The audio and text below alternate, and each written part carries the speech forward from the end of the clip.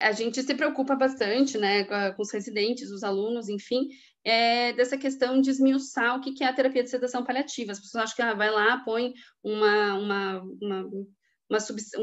solução qualquer, como se fazia antigamente, M1, M2, M3, com uma alquimia estranha, assim, do que está sendo feito, quando na verdade não, é uma coisa muito controlada, a gente tem que saber o que a gente está fazendo, de qual é o objetivo, a temporalidade, ou seja, como que a gente vai prescrever isso, qual a intensidade, se a gente vai fazer superficial ou profundo.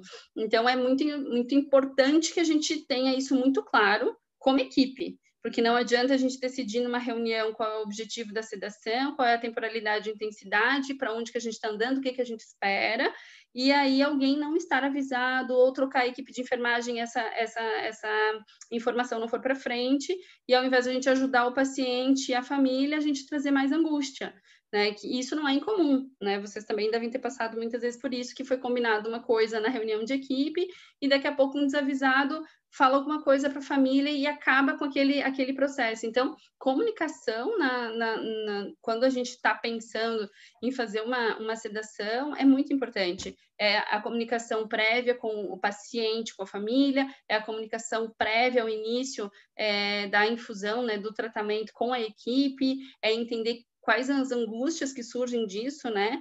Assim, eu trabalhava até bem pouco tempo atrás com uma técnica de enfermagem que ela não instalava as sedações. Por quê? Porque há anos atrás, quando ela foi colocar a primeira sedação dela, poucos minutos depois o paciente morreu. E assim, por mais que a gente explique e fale que tem a ver com o processo de doença, com o processo de terminalidade, de sintomas de morte iminente, por mais que a gente fale que isso era o esperado com ou sem a sedação, o que que ela pensa? Que foi ela que matou. Então, assim, isso é muito complicado, a gente tem que ter muito cuidado com a equipe também nesse lugar, né?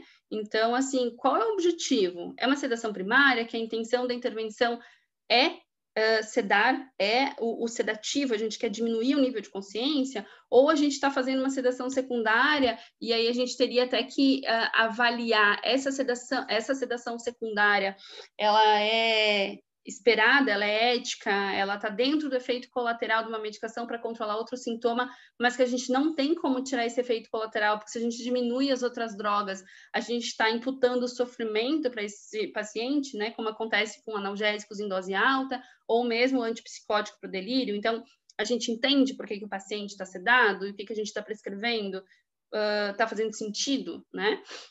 E quando a gente está pensando nessa sedação, ela é intermitente, ou seja, esse paciente está conseguindo ter um nível sérico que dá conforto, que ele afunda um pouquinho, essa consciência diminui, ele tem um alívio, ele tem uma paz nesse momento, e daqui a pouco ele consegue acordar e ele consegue interagir com a família, por exemplo, que é bem comum que os pacientes solicitem isso, que a gente comece pela intermitente, né? Vários pacientes meus nos últimos tempos solicitavam isso, assim, de eu entendo que eu preciso, eu entendo que eu já tentei todas as medicações, com conversas muito francas, mas eu queria conseguir acordar um pouquinho. E tudo bem, esse paciente tinha esse momento de acordar, tomava um golinho d'água, abria o olho, falava com a família quando conseguia, né? E voltava a dormir quando chegava a próxima dose, né? Um pouco diferente da sedação contínua, que independente de ser na bomba ou não, pode ser eu costumo dizer em alfinetadas intermitentes, mas o nível sérico constante, né? Então, esse paciente mantém esse nível de consciência sempre rebaixado, né? Ele está sempre diminuído até a morte. Então, a gente entende que a gente está fazendo essa sedação porque essa morte está próxima, e essa morte próxima está extremamente sofrida. Enfim, a gente junta todos esses conceitos. Só para entender, então, a intermitente, esse paciente vai acordar, a contínua, não. E a sedação superficial e profunda, do ponto de vista de intensidade, conta muito também. A gente controla com o RAS, eu não trouxe aqui, mas é importante a gente saber, né, na escala de RAS, onde que a gente está. se a gente está deixando esse paciente onde é um nível aceitável, -1, -2. Claro, isso depende de toda essa conversa prévia, é individualizado. A gente tem que sempre cuidar com as receitas de bolo, né? Porque por mais que sejam tentadoras, elas não existem, né? As pessoas são diferentes. Mas tem essa questão de a sedação superficial, o paciente ainda tem essa comunicação. E é muito legal porque ele faz parte do processo de sedação dele de uma forma autônoma, inclusive quando ele acorda e consegue se comunicar, né? Às vezes a gente consegue até suprimir alguma dose, se for possível, se não descompensar os sintomas, porque ele está esperando alguém chegar de uma viagem para visitar, por exemplo, né? Diferente da sedação profunda, que a gente tem um paciente que não está mais reativo. Bom, e como que a gente consegue fazer, né? Tá, a gente já entendeu qual é o objetivo, qual é o nível sérico que a gente quer atingir do ponto de vista de temporalidade, ou seja, o quanto tempo esse paciente vai ficar sedado, com que profundidade ele vai acordar e ele vai conseguir se comunicar ou não, né? E como que a gente vai fazer isso?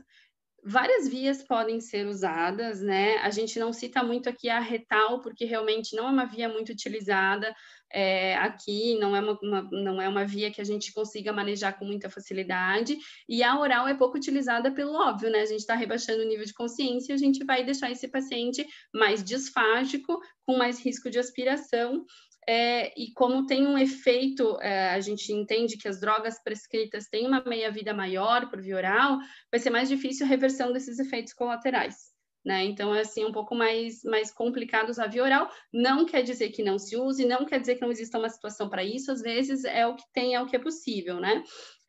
Esticando um pouquinho a via oral, às vezes o que a gente tem para usar, vou dar um exemplo que eu vivi e que foi muito trágico de perceber, uma paciente da hematologia pós-transplante de medula óssea que evoluiu com doença enxerto hospedeiro, por exemplo. Ela não tinha nenhuma parte da pele, nenhuma, que era possível ter um acesso, né? Ela tava assim, ela perdia a pele inteira. Eu lembro como era trágico de ver e como era sofrido das técnicas de enfermagem no hospital, dando banho na paciente chorando, porque não dava para viver aquilo, assim, né?